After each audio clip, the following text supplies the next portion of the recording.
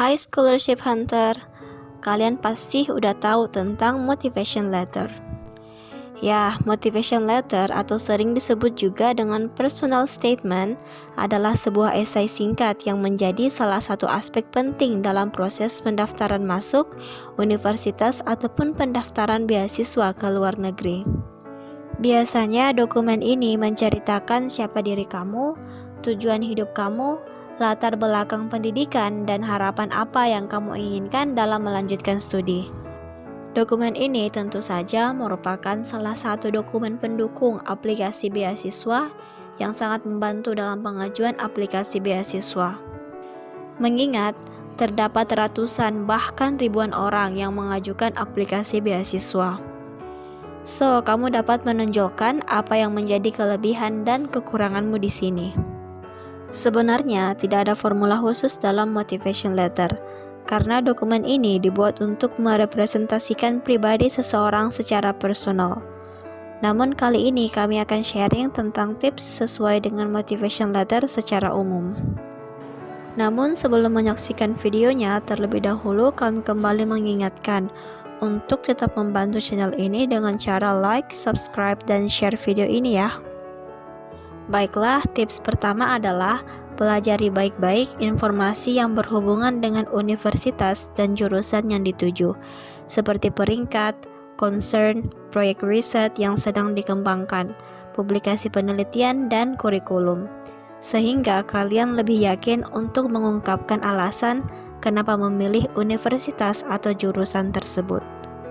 Selanjutnya adalah kalian cek kembali mata kuliah yang sudah diambil di S1 atau S2. Kemudian cocokkan dengan mata kuliah atau kursus yang tersedia di universitas tujuan, S2 atau S3. Hal ini dilakukan untuk lebih mengetahui secara detail tentang relevansi antara pendidikan sebelumnya dengan pendidikan yang akan diambil nantinya. Yang ketiga adalah kalian boleh mengambil satu contoh gaya dan alur penulisan motivation letter yang ada di internet untuk diadopsi.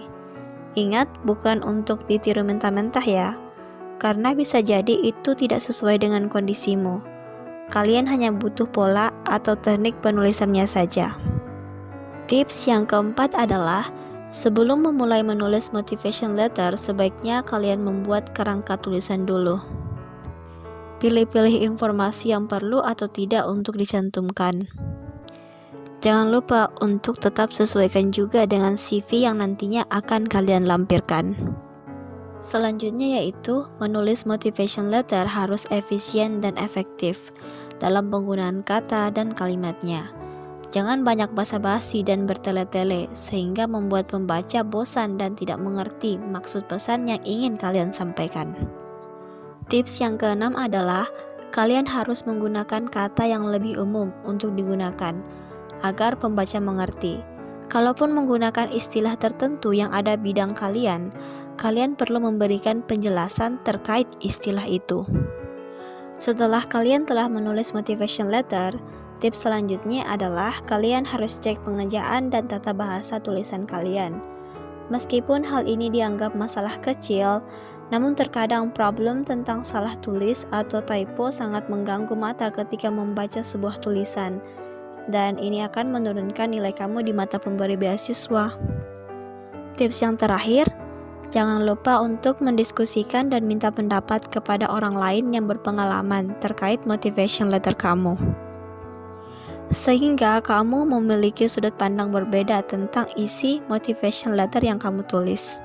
Nah, itulah tadi beberapa tips dalam menulis motivation letter beasiswa secara umum. Semoga kalian dapat terbantu dan lebih semangat dalam mengejar mimpi kalian untuk kuliah ke luar negeri ya.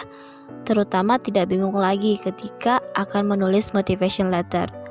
Sampai jumpa di video kami selanjutnya.